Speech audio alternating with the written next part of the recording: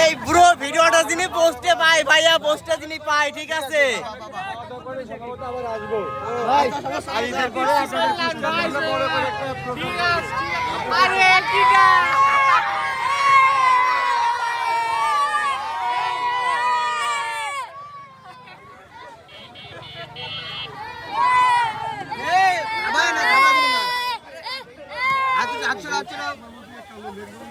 এখন ফোন করে বড় আসতে ফোন আছে